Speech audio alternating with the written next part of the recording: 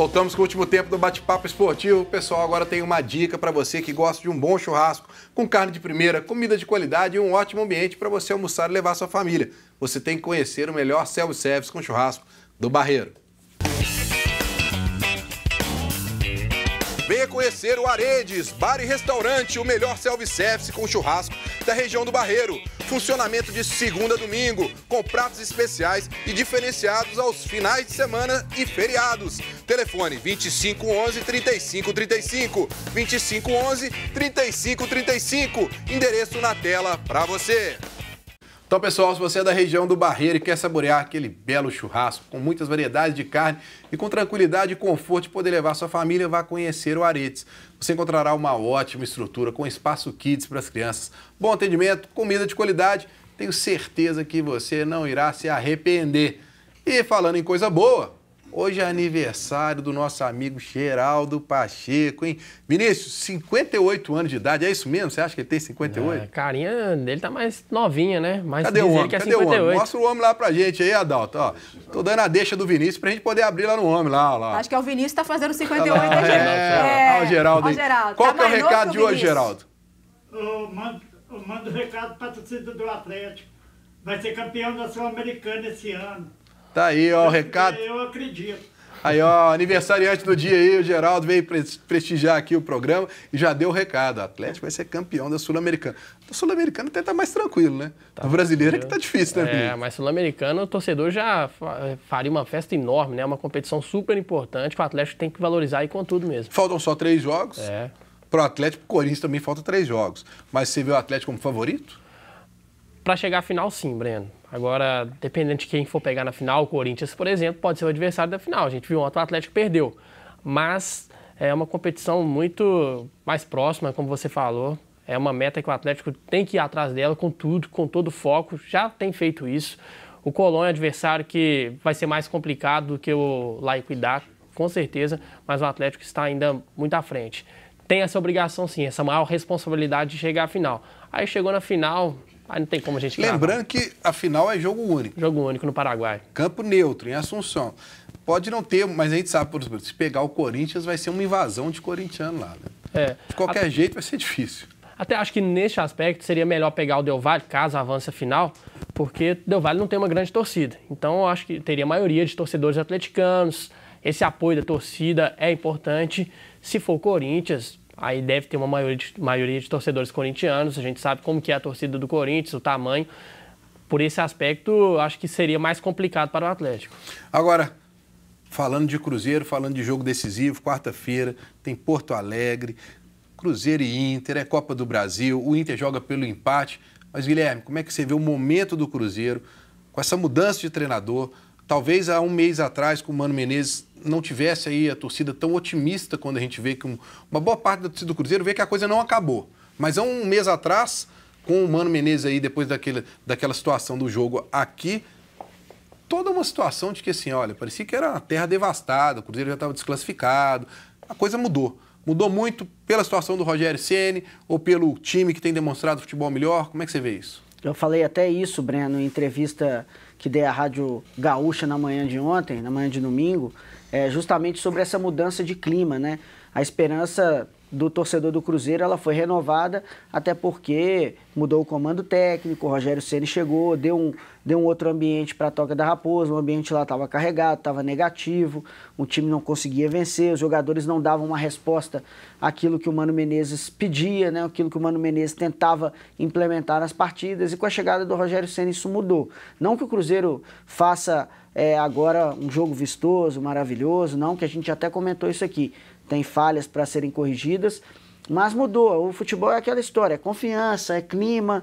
Então o Cruzeiro tem um clima diferente. Claro que se o Mano Menezes tivesse permanecido, a situação podia ser outra, né? E acho que só por ter sido o Mano Menezes permaneceu tanto tempo no Cruzeiro, mesmo com aquela sequência de 19 partidas sem vencer. Se fosse um outro treinador, não segurava essa onda de jeito nenhum.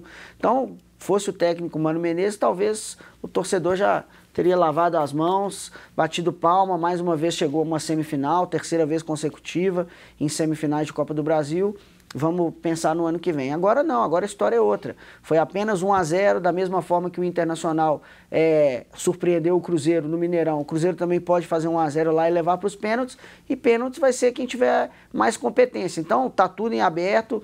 No Internacional ainda não está classificado para a final da Copa do Brasil, como muitos, né, inclusive amigos jornalistas do Rio Grande do Sul, chegaram a cravar depois da vitória do Inter. Até voltaram, né, na declaração. Agora mudou o técnico, então eu retiro o que eu disse. Então, para você ver que há um respeito muito grande em relação ao Cruzeiro, e a história desse jogo a gente só vai saber quarta-feira, depois dos 90 minutos, quem é que vai ser o classificado para a final. Agora, a pressão em cima do Inter, depois dessa saída da Libertadores, esse jogo contra o Botafogo, que não foi fácil para o Internacional, mas foi com o time titular. Pelo que você viu em campo, Vinícius, você acha que dá para o Cruzeiro passar enfrentando esse Inter que a gente viu no jogo contra o Botafogo? Dá para passar, com certeza. O Cruzeiro não é o favorito, o Inter é o favorito neste confronto, pela vantagem, joga em casa. Mas o Cruzeiro tem time para chegar lá e vencer, como o Pio falou, pode fazer uma vitória de um placar mínimo e levar para os pênaltis, e aí tudo se equilibra. Agora, ele falou do aspecto do Cruzeiro que mudou, com a troca de treinador. Como a distância foi muito grande entre a primeira partida e a segunda, mudou também o fator emocional no Internacional. Porque o Inter, antes do confronto e até depois, pouco depois do jogo, de ter conquistado a vitória, estava com o astral muito mais elevado. Após a eliminação na Copa Libertadores, a pressão aumentou. A gente até comentou aqui semana passada se seria favorável ou não ao Cruzeiro, a eliminação do Inter, mas eu vejo o Inter mais pressionado. Ainda mais que o Grêmio vai jogar no mesmo dia, mais cedo. Então o Inter já vai entrar em campo sabendo se o Grêmio vai estar classificado ou não, muito provavelmente classificado para a final. Isso aumenta, isso tem uma interferência enorme, porque o Grêmio avança a final, o torcedor do Inter vai encarar com uma obrigação ainda maior para que o Inter avance. Então, talvez, como o Rogério Ceni falou, o Cruzeiro não tem tanta responsabilidade, o Cruzeiro vai entrar mais solto, vai jogar sem tanta responsabilidade. A maior responsabilidade é do Inter. Isso pode ser um fator favorável ao Cruzeiro. E tem um detalhe, Breno, antes de você comentar, a última derrota do Internacional no Beira-Rio por 2 gols de diferença foi em 2015 e foi o Atlético que venceu o Internacional na ocasião. Então tem 4 anos que o Inter não leva 2 gols de diferença lá no Beira-Rio, e isso, querendo ou não, também faz diferença. É a matemática que não entra em campo, mas ela está aí lado a lado no futebol. Bom, antes da gente dar uma passadinha com a Ana Cláudia, eu tenho um recado para você que se preocupa com sua saúde e se preocupa com seu corpo. Se você se preocupa com o seu corpo e quer ficar em forma, procure a loja Ponto do Atleta. Lá você encontra as melhores marcas de suplementos alimentares nacionais e importados. Suplementos alimentares que te ajudam a ganhar massa muscular, emagrecer e criar resistência.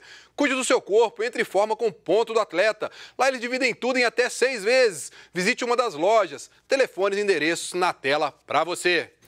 E aí, Ana Cláudia, última passadinha com a turma de casa aí. Pois é, vamos lá. Alacir de Santana dos Montes. Ganhamos do Vasco, mas tomara que continuamos a bater o Inter. Mas esse meio-campo do Cruzeiro é um filme de horror. Todos os rebotes são do time adversário. O Vieira comentou aqui que o problema do Rogério Ceni está sendo em encontrar o primeiro volante. O Cruzeiro não tem no momento, tem que contratar. Davi Cunha de Rondônia, o Galo só vai mal. E o Júnior comentou aqui que o Ricardo Oliveira só corre quando o Galo toma gol. Tem que ter centroavante que busca a bola e não ficar atrás do adversário. Pelo menos o Alejandro corre.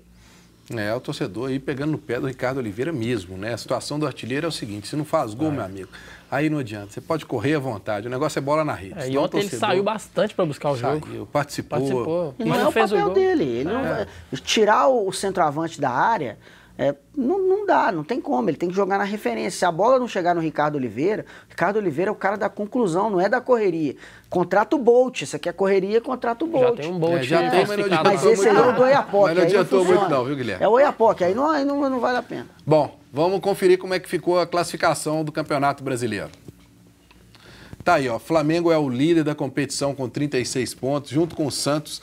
O Corinthians tem 31, São Paulo 31, Palmeiras 30, ou seja, do segundo até o quinto colocado é Campeonato Paulista, olha lá.